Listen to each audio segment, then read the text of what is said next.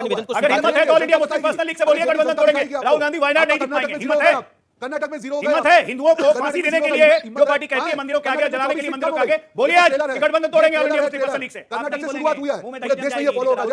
शायद आप पार्टी बदल लेंगे तब तक, नहीं शायद आप जीतेगा पार्टी ना बदल वायनाड से, शायद तब तक आप पार्टी अमेठी जाने बदल की तो हिम्मत है नहीं। मणिपुर में ट्रेजेडी होती है, मणिपुर की ट्रेजेडी के साथ देश खड़ा है, लेकिन आप ये देखिए तस्वीरों के अंदर कितने लोग वहां से गुजर रहे हैं और कितने लोग नारे लगा रहे हैं, लेकिन सिर्फ एक आदमी को सैक करके काम हो जाता है पूरा की जिम्मेदारी ठहराकर। बड़ा सवाल यह है, मंदिरों के सामने हम फांसी देंगे और जला देंगे। बड़ा सवाल यह है कि इस INDAI जो इंडिया है, इसमें IUML भी गठबंधन में शामिल है क्या? ये सवाल खड़ा होगा और इसका जवाब देना पड़ेगा सारी INDA वाली पार्टियों को। बात बताइए राजकुमार भाटिया, आप लोगों को जवाब देना पड़ेगा। बताइए रोहन गुप्ता, आपको जवाब देना पड़ेगा। इसी पार्टी को अमेरिका में राहुल गांधी ने सेकुलर बताया था। राजकुमार भाटिया 30 सेकंड जवाब देना चाहूंगा। अभी आपने रिपोर्ट ये जानकारी देते हुए खुद बताया कि पार्टी ने इससे अपने आप को अलग कर लिया। पार्टी अलग नहीं करा, उन्होंने बोला हाँ नारे लगे, एक व्यक्ति नारे लगा रहा है। हाँ, पार्टी ने कहा कि जिसने लगाए थे उसे हमने पार्टी से निकाल दिया, यानी कि पार्टी तो सहमत नहीं है उस नारे से। मैं पहले ही खंडन कर चुका हूं कि कोई भी इस तरह का नारा लगाता है वो अपराध है, देश की शांति नहीं बिगाड़नी चाहिए। ये देश की शांति के लिए पूरा का पूरा मैं अगर 100 भी हैं, अगर 1000 भी हैं, सब दोषी हैं, सबके खिलाफ मुकदमा दर्ज किया जाए। आज MP इत्मीनान से आपने अपनी बात को रखा, मैंने आपकी 40 सेकंड बात को सुना। एक सेकंड, राहुल गांधी ने अमेरिका में इस पार्टी को IUML को इंडियन मुस्लिम लीग को उन्होंने सेकुलर पार्टी कहा था। क्या आपको लगता है ये सेकुलर पार्टी है इस नारे के बाद भी? अगर ये पार्टी का स्टैंड है, बिल्कुल नहीं। अगर ये पार्टी का स्टैंड है, अगर आधिकारिक रूप से पार्टी ये बोलती है कि हमारा स्टैंड है, बिल्कुल इसको इंडिया का पार्टी होना चाहिए। मैं अधिकार ताल ठोक के बोल रहा हूं, ताल ठोक के बोल रहा हूं। मैं डरता नहीं हूं अमीश भाई। आप भाजपा को पूछिए, क्या साध्वी का स्टेटमेंट भाजपा का स्टेटमेंट है? ठीक है, मैं वापस आता हूं, क्योंकि आज का ये बड़ा दिन है, क्योंकि प्रधानमंत्री ITPO भवन का उद्घाटन भी कर रहे हैं। सुबह हवन पूजन हुआ है, आज उद्घाटन हो रहा है। बड़ा दिन है देश के लिए और नो कॉन्फिडेंस मोशन में आ रहा है। मैं फाइनल नंबर पूछ रहा हूं आप सबसे। मैं सबसे पहले राजकुमार भाटी, फाइनल नंबर क्या होगा विपक्ष का फाइनल नंबर? मैं इतनी गारंटी दे सकता हूं कि देश की संसद में सरकार को, भारतीय जनता पार्टी को शर्मिंदा होना पड़ेगा। ठीक है, आपके पास नंबर नहीं है देने के लिए। अरुण राजभर, एनडीए का फाइनल नंबर क्या होगा नो कॉन्फिडेंस मोशन में? फाइनल नंबर क्या होने वाला है? देखिए, देश की जनता जीतेगी। नंबर क्या होगा? के एजेंडे जो हमारे हैं विकास नंबर क्या होगा? जीतेंगे और हम चर्चा करेंगे और सार्थक बहस करके हम वहां को न्याय दिलाएंगे। हम तो 300 से ऊपर रहेंगे, 300 से ऊपर रहेंगे, यानी एक नंबर क्लेम करा जा रहा है 300 से ऊपर। रोहन गुप्ता, ठीक है सर, लंबी कहानी नहीं। रोहन गुप्ता, नंबर क्या रहेगा आपके गठबंधन का नो कॉन्फिडेंस मोशन? अहंकार बुरी तरह से हारेगा नंबर और देश जीतेगा। इनके अहंकार को मणिपुर का जवाब देना पड़ेगा और नंबर, अगर अंतरात्मा की आवाज सुन ली तो ये बुरी तरह से। तो नंबर बताइए ना, एक आपका आकलन क्या है? नंबर बताइए। 150, 200, 250 नंबर वो हारेंगे। मुझे लग रहा है कि अंतरात्मा जितने भी सांसद हैं उनको जो जिस हिसाब से वोटिंग हो रहा है, ये लोग बुरी तरह से हारेंगे। डॉक्टर अजय लोग, आप लोग बुरी तरह से हारेंगे, ये कांग्रेस का कहना है। मतलब कांग्रेस को लग रहा है वो 300 पार हो जाएंगे, यानी 250 तो टच कर ही लेंगे। आपको क्या लगता है? अरे शेख चिल्ली के हसीन सपने देखते रहे, मैंने थोड़ी ना मना किया है, लेकिन ऑफिशियली एनडीए के 329 सदस्य हैं लोकसभा में जो मतदान करेंगे।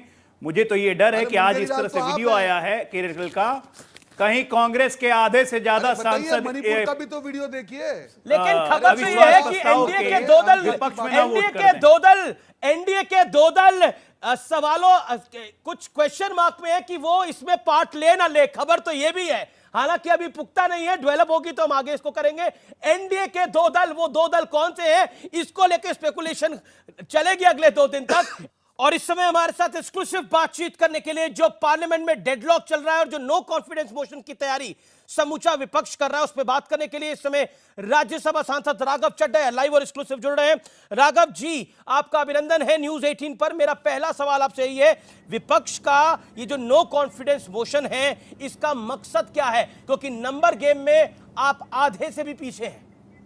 अमीश जी, ये एक वैध संसदीय हथियार है, लेजिटिमेट पार्लियामेंट्री इंस्ट्रूमेंट है, जिसका प्रयोग विपक्ष ने सत्ता पक्ष के खिलाफ किया है। सरकार को संसद भवन के भीतर आकर विपक्ष की आवाज सुननी पड़ेगी, जवाब देना पड़ेगा। और नो कॉन्फिडेंस मोशन जब समाप्ति की ओर होता है तो देश के प्रधानमंत्री लोकसभा के भीतर आकर अपना जवाब देते हैं, राष्ट्र के नाम या संसद के नाम अपना संबोधन देते हैं, और मणिपुर जैसे ज्वलंत मुद्दों पर प्रधानमंत्री जी को बात रखनी पड़ेगी। जहां तक अमित शाह जी की चिट्ठी की बात है और बीजेपी की तरफ से कहा जा रहा है कि हम सदन चलाना चाहते हैं, देखिए चिट्ठियों और अखबारों में खबरें प्लांट करने की बजाय विपक्ष के तमाम साथी, हम लोग राज्यसभा में रोज 267 रूल के अंतर्गत नोटिस दे रहे हैं कि मणिपुर पर चर्चा कराओ, चर्चा कराओ, चर्चा कराओ। कल 50 से अधिक नोटिस आए थे, आज 40 से अधिक नोटिस आए हैं, लेकिन एक भी नोटिस स्पीकर साहब या चेयरमैन साहब स्वीकार नहीं कर रहे हैं। लोकसभा में गृह मंत्री अमित शाह ने बोला, राज्यसभा में leader of the house Piyush Goyal हैं, उन्होंने बोला। मतलब सरकार कह रही है कि हम चर्चा को तैयार हैं, लेकिन विपक्ष कह रहा है कि हम एक फलाने 267 रूल के अंदर ही चाहते हैं कि इसकी ये पूरा मामला सुना जाए। सरकार कह रही है कि अगर मणिपुर पे बात होगी तो राजस्थान में जो मामले हैं उनकी भी बात होगी, छत्तीसगढ़ में जो मामले हैं उनकी भी बात होगी, बंगाल में निर्वस्त्र करके लड़कियों को घुमाया गया उसकी भी बात होगी।